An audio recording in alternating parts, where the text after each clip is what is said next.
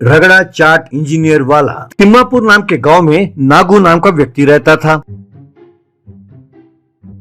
उस गांव में रगड़ा चाट बेचते हुए नागू ने अपने बेटे को इंजीनियरिंग की पढ़ाई कराई।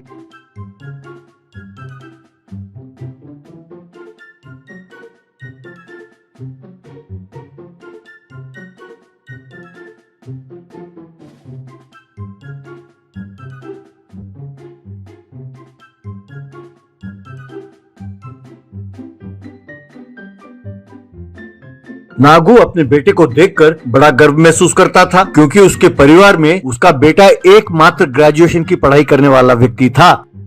नागू ये बात बड़े गर्व के साथ अपने ग्राहकों को भी बताता था। एक दिन नागू का दोस्त उसके चाट भंडार के पास आया। अब नागू से उसका दोस्त वासु, क्यों भाई नागू, बड़े चुस्त दिख रहे हो, क्या बात है?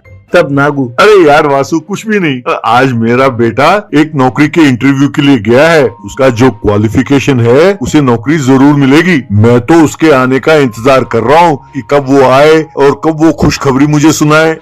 तब वासु, ये तो बहुत अच्छी बात है यार, आखिर तुम्हारा सपना पूरा हो रहा है। अब तुम्हें रगड़ा चाट बेचते हुए इतनी मेहनत करने की जरूरत नहीं होगी।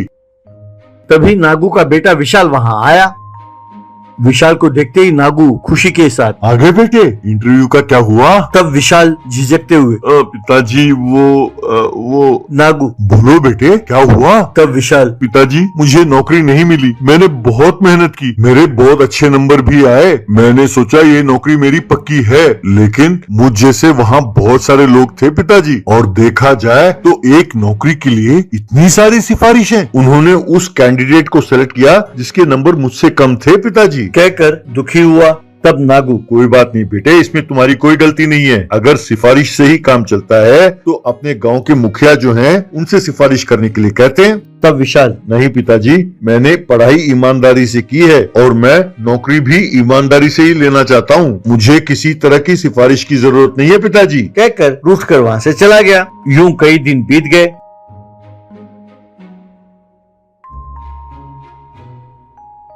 विशाल को अब भी नौकरी नहीं मिली थी। ये देखकर विशाल के माँ बाप बहुत दुखी हुए।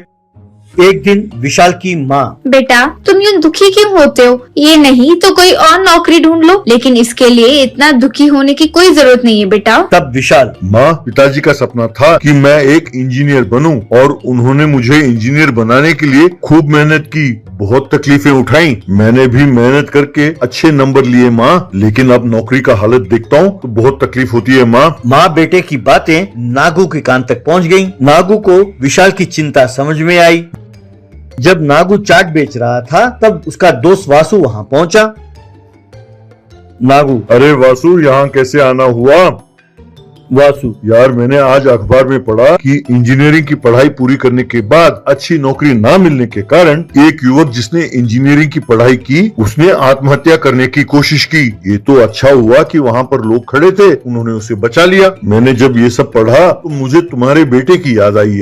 यार हमारी इज्जत इससे नहीं बनती कि हम क्या काम करते हैं, इज्जत इससे बनती है कि हम जो काम करते हैं उसे ईमानदारी से कर रहे हैं कि नहीं। तब नागू सोचने लगा। तभी विशाल वहां पहुंचा। नागू विशाल से, क्या हुआ बेटे, इस बार भी नौकरी हाथ नहीं लगी? तब दुखी होते हुए विशाल, हाँ पिताजी। तब नागू, बेटा आज तुम रगड़ा चाट बनाकर बेचो, मेरी तबीयत ठीक नहीं है। तब विशाल, पिताजी मैं बनाऊं, और वो भी इन कपड़ों में? यूं कुछ कहने ही वाला था कि नागू, क्यों बेटा, तुम रगड़ा बनाना जानते हो ना, तो बनाओ, कपड़ों का क्या है, अच्छे तो हैं। यूं उस दिन विशाल ने रगड़ा चाट बनाकर बेचा। तब नागू विशाल से, बेटा आज से तुम रगड़ा चाट बनाकर बेचो। मुझे इस बात की चिंता बिल्कुल नहीं है बेटा कि तुम्हें इंजीनियरिंग की पढ़ाई कराने के बाद तुम्हें रगड़ा चाट बनाकर बेचने के लिए कह रहा हूँ। बेटा तुमने इंजीनियरिंग की पढ़ाई इसलिए की क्योंकि ये मेरी इच्छा थी, इसलिए मैं ही तुमसे कह रहा हूँ। एक बाप होने के नाते मैं तुम्हारा दुख समझता हूँ। अरे बेटा, ये रगड़ा बेचकर तुम खूब पैसे कमा सकते हो। मैं तो कहता हूँ इंजीनियरिंग में जो तुम पैसा कमाओगे उससे दुगना कमा सकते हो। ये बात सुनकर विशाल बहुत खुश हुआ। इस तरह विशाल ने इंजीनियर रगड़ा चाट वाला नाम पर